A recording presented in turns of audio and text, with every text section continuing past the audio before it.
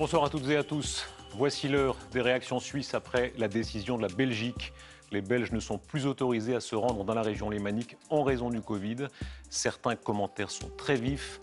On entendra en direct le conseiller d'État genevois Mauro Poggia. L'épouvantail pour tous les États, c'est le risque d'un reconfinement. On verra comment les jeunes réagissent aux alarmes de ce week-end et comment se déroulent les fêtes privées.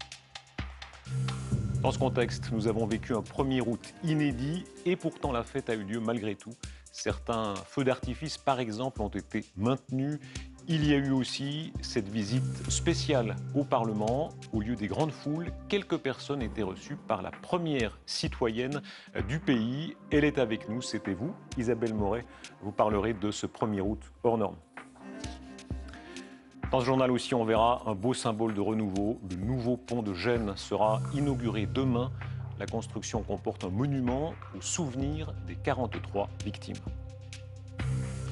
Et puis ces images de l'été 2019, à la fois si loin et si proche, avec l'accélération des événements. On verra quelques scènes qui font revivre toutes les émotions partagées. Rappelez-vous, les premiers temps de l'épidémie avec cette espèce d'affolement entre les États, tout le monde s'arrachait les masques, les décisions se prenaient en ordre dispersé. Il y a un peu de...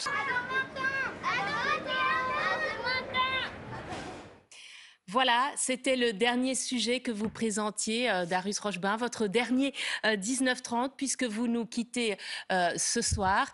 Alors, il y a beaucoup de gens qui ont envie de vous poser cette question. Comment vous vous sentez ? À vrai dire, je ne sens pas de séparation. Donc j'ai l'impression que ça continue parce qu'on est en 2020 et que là, on pourra toujours continuer. Je reste très attaché à la RTS, très attaché à la Suisse. Continuer à échanger des interviews, des moments de télévision, toujours. Donc, c'est vrai qu'on n'a rien vu ce soir, hein. Vous êtes resté fidèle à vous-même. Pour l'instant, je ne sais pas si en mettant la main comme ça tremble. Ça tremble un petit peu. Alors, je sais que vous préférez être celui qui pose les questions. Oui. Mais ce soir, vous allez être notre invité pour quelques minutes, puisque nous allons revenir sur votre parcours, hein, parce qu'il faut rappeler que c'est 25 ans de télé, c'est 25 ans de TSR, de RTS. Hein, vous êtes rentré en 1995. Et puis en 1996, vous présentez déjà votre premier TJ Nuit, puis bien sûr le 19h30. Alors, je vous propose de revoir quelques moments forts de ces 25 ans, des moments qui ont été sélectionnés par Christophe Schenk. Mesdames et messieurs, bonsoir. La vache folle continue de faire la une de l'actualité européenne. Mesdames, messieurs, bonsoir. La vigne de Farinet a un nouveau propriétaire. Le Dalai Lama l'a reçu des mains de l'abbé Pierre.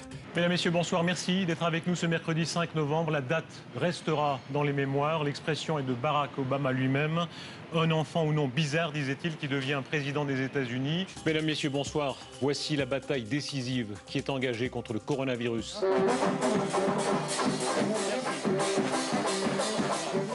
C'est la mort du secret bancaire pour les uns, un bon compromis selon les autres, en tout cas étape historique. Ce soir, journal spécial pour rendre compte de l'événement. Nous serons en direct aux États-Unis, au Pakistan, les réactions, les menaces de représailles. Volinsky et Cabu en étaient des figures.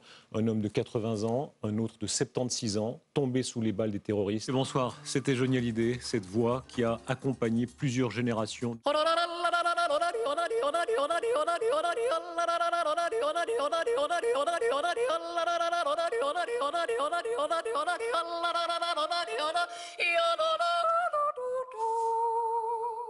Il a dormi 3 petites heures et il doit déjà accomplir ses obligations de vainqueur. Stanislas Wawrinka, comme le veut la tradition, se prêtait à la séance photo et à la conférence de presse. C'est le personnage du jour. Le Vaudois Jacques Dubochet accède d'un seul coup à la gloire mondiale. Merci beaucoup. Vous faites très bien. Alors, vous avez la pédale du prompteur. Alors, attention, les lunettes aussi. Toute la rédaction vous souhaite une très belle soirée à toutes et à tous et à lundi. Voilà. Merci beaucoup de votre amour. Voilà, Darius Rochebin, on voit qu'il peut se passer plein de choses sur ce plateau. Alors, vous avez présenté près de 4000 journaux télévisés. C'est plus de 20 ans de grands événements que vous avez racontés, décryptés.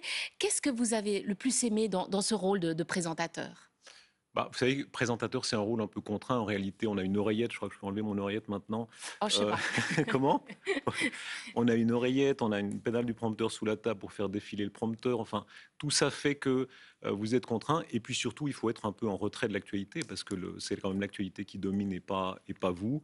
Moi, j'ai essayé de jamais être cabotin, j'arrive pas, tant pis.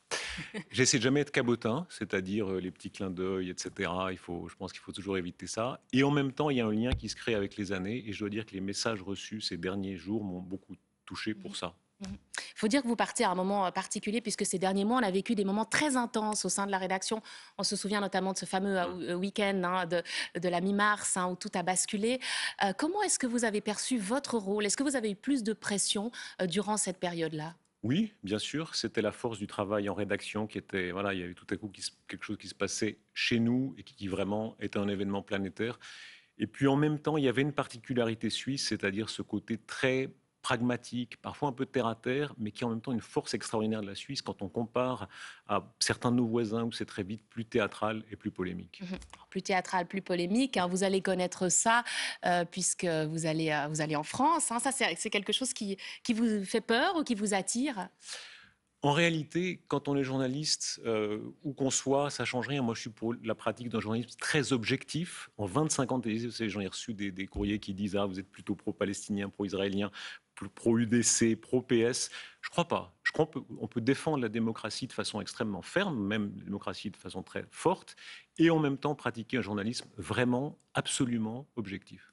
Quelque chose que vous aimez particulièrement, c'est votre marque de fabrique, c'est l'interview, plus particulièrement la grande interview que vous avez réalisée, des grandes interviews que vous avez réalisées pour le 19-30, mais aussi pour l'émission Pardonnez-moi. Alors, c'était difficile de choisir quelques extraits, tant il y en a. Pourtant, Christophe Schenk a fait cet exercice et je vous propose de découvrir quelques extraits des grandes interviews. C'est quoi la petite phrase sous Mikhail Gorbatchev? Comment il faudra vous définir? C'était un homme bien, un homme sûr, qui voulait faire beaucoup pour les gens. Il a réussi beaucoup, mais beaucoup de choses qui ne lui ont pas réussi. Mais il y a des phrases magnifiques, elles sont souvent politiquement incorrectes. La plus célèbre, c'est quand même les cons, ça ose tout. C'est à ça qu'on les reconnaît. C'est vrai. Voilà. Celle-ci, et alors, sur la scène elle se confirme toujours. Mais on peut. Sur la scène internationale, ça se malgré confirme. tout. Sur la scène internationale, ça se confirme. Oui, mais on peut avoir. Vous avez des exemples on peut prétendre à l'audace sans connerie. Ah ouais. Les Américains déploient beaucoup de moyens pour vous suivre, pour vous écouter. La conversation que nous tenons maintenant, elle est écoutée d'après vous? Celle-ci actuellement? Oh, c'est presque sûr. Nous connaissons l'existence des équipes de surveillance dans les bâtiments en face. Il y a ceux qui disent, après tant d'années de pouvoir, Monsieur Poutine est devenu fou. Et vous, au terme de notre interview, je vous parais fou? En tout cas, vous souriez, contrairement aux préjugés. Jean-Luc Godard n'est pas le seul à filmer comme il respire, mais c'est lui qui respire le mieux. Vous vous souvenez de cette citation? Non. Il est rapide comme Rossellini, malicieux comme Sacha Guitry, musical comme Orson Welles, efficace comme Hitchcock, profond comme Ingmar Bergman et insolent comme personne. Oui, insolent peut-être. Oui. Insolent, ça vous va? Insolent, oui. Pour vous, l'autisme a changé quoi? L'autisme vous a donné quelle force? Ça me rend différente des autres. Je pense différemment. Je pense hors du cadre habituel. Et sans cela, je n'aurais pas eu le temps ni l'énergie pour passer des milliers d'heures à lire tous ces faits. J'avais des intérêts particuliers. C'est une leçon humaine, pas que pour les sportifs. On peut se changer. Moi, je pense que oui. Beaucoup vient de la tête, le caractère, le mental, la force du mental. Je pense vraiment beaucoup à ça. La grâce du débutant, on arrive à la retrouver, même au 100e ou 140e film. C'est ce qu'il faut chercher à retrouver. C'est une fraîcheur, en tous les cas. Comment est-ce essayer d'être le plus disponible possible, le plus ouvert possible. Comment, je ne sais pas, mais c'est un état d'esprit qu'il faut garder toujours présent. Voilà, c'est une infime partie des interviews que vous avez réalisées, Darius Rollmer. On a vu cette fameuse interview de Vladimir Poutine, c'était en 2015. C'était un sacré coup quand même, comme on dit dans la profession. Comment est-ce que vous avez réussi à l'obtenir? C'était compliqué et comme souvent, alors on était dans le palais Constantin à Saint-Pétersbourg, je lui ai dit à la fin, c'est comme la prise du palais d'hiver en 17, ça a été très dur d'arriver jusqu'à vous, ça l'a fait un peu rire. Et comme souvent les interviews, il y a des moments de sourire et puis des moments beaucoup plus tendus. Je me rappelle en particulier, ça c'est des choses qui ne se voient pas. Il était long, ça durait, j'avais peur de ne pas pouvoir poser toutes les questions. Et à un moment donné, de la main discrètement, je lui ai fait, bon, ça suffit, on a compris. Et j'ai eu à regarder ma main en disant, mais qui est ce petit qui ose me faire ça? Vous n'aviez pas l'air impressionné d'ailleurs. Si, on est toujours impressionné quand même, parce qu'il y a toujours une tension, on essaye d'être naturel, mais c'est toujours difficile. Alors on vous a beaucoup vu dans la rédaction, arpenter les couloirs avec votre téléphone. Ouais. C'est combien de coups de fil pour obtenir une interview comme ça? Il faut être têtu, il faut être très têtu, et puis je pense qu'il faut être curieux. Je pense s'il y a une chose que j'ai toujours essayé de faire, c'est de voir les côtés, de considérer que dans le monde, il n'y a pas des héros et des salauds, que c'est intéressant de voir, je parlais d'objectivité tout à l'heure, la diversité de chaque personnage, une Greta Thunberg qui a un côté dogmatique et froid, etc., mais qui n'est pas manipulée, qui peut être très souriante, etc. Un Poutine, quand il parle de son père, qui était à la fois un monstre des services qui réprimait la population russe et extrêmement courageux face aux nazis. Tout ça en dit beaucoup d'un personnage. Il y a une anecdote que j'adore, c'est le Dalai Lama. Dalai Lama ne voulait absolument pas d'interview. Et comme journaliste, d'abord, je l'ai attrapé par la manche et il m'a vraiment claqué. Et puis 2 minutes plus tard, j'étais dans le carré des donateurs. Et comme je suis toujours un peu encravaté, il s'est dit « Ah, mais c'est un banquier !» Et il a été adorable. Il m'a pris les mains comme ça, il m'a mis son écharpe blanche, etc. Et puis j'ai pu l'amener à la position d'interview. Et ça ne m'a pas choqué au fond, parce que c'est normal, il a bien le droit de chercher de l'argent pour sa cause aussi. Et je trouve que ça en dit beaucoup sur, il n'y a pas de personnages, ou très peu, qui sont absolument noirs ou absolument blancs. Alors, une particularité chez vous, c'est votre impertinence. On a vu avec Emmanuel Macron que vous dites les cons, ça ose tout. Est-ce que ça, c'est parce que vous êtes journaliste suisse que vous osez ce genre de questions? La Suisse, ça aide, absolument. Je pense qu'il y a ce léger décalage où vous êtes un peu ailleurs. Vous n'avez pas la même histoire coloniale, les mêmes dépendances, etc. Et puis, je pense qu'on est vraiment une démocratie forte. Et si je peux retenir une leçon de ces 25 ans, qui, pour moi, est un signe d'espoir, c'est que moi, j'ai commencé en 87. Et j'ai vu beaucoup de régimes, ça commençait par l'Union soviétique, mais après, il y a eu beaucoup de régimes d'autorité, beaucoup de mouvements ennemis de la démocratie qui se disaient toujours « la démocratie, c'est mou ». Et ce sont ces régimes qui ont perdu et la démocratie qui a gagné. Vous savez, je donne toujours le meilleur manuel de journalisme, c'est les Perses d'Échille, il y a 25 siècles. Parce que les Perses regardent avec mépris Athènes démocratique en se disant c'est trop libéral, on rigole, on échange les idées, on échange les biens, le commerce est libre, c'est nous qui allons gagner. Et c'est la démocratie qui a gagné, Athènes contre les Perses. Et cette leçon-là, si ça peut continuer, il suffit de regarder la carte de la liberté de la presse, Reporters sans frontières, elle en dit beaucoup sur ces pays en gris ou en noir où se livre ce combat. Et le journalisme et la démocratie, ça va vraiment ensemble. En tout cas, Darius Rochebain, il me reste à vous dire merci au nom de toute la rédaction. Un merci très sincère pour toutes ces années, pour tout ce que vous avez amené durant ces années. Votre culture, on vient encore de l'entendre, votre passion, votre curiosité, puis votre humour aussi. Ça, c'est peut-être quelque chose qu'on connaît moins, mais qu'on connaît extrêmement bien dans la rédaction. Autant de qualités qui vont bien sûr nous manquer. Puis on vous souhaite bonne chance. On espère que vous allez pouvoir continuer à faire votre métier avec la passion qu'on vous connaît, qu'on vous a toujours connu dans cette rédaction. Et puis le mot de la fin, il est pour vous maintenant. Il faut conclure. Il faut conclure. C'est là où le trac.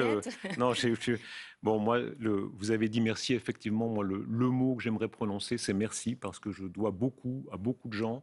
Donc, merci aux téléspectatrices et aux téléspectateurs d'abord, à la RTS, à la rédaction, aux amis, à beaucoup de gens qui envoyaient simplement un petit message d'encouragement, parfois aussi des critiques. Les critiques, ça sert beaucoup à s'améliorer. Donc, merci beaucoup. Et puis, comme je le disais aussi, vous parliez de joie. C'est ce que je retiens de ces 25 années, malgré tous les malheurs qu'on peut avoir chacun dans nos vies. Et j'aimerais dire encore une fois, merci à chacune et à chacun d'entre vous. Et à bientôt. Voilà. Au revoir.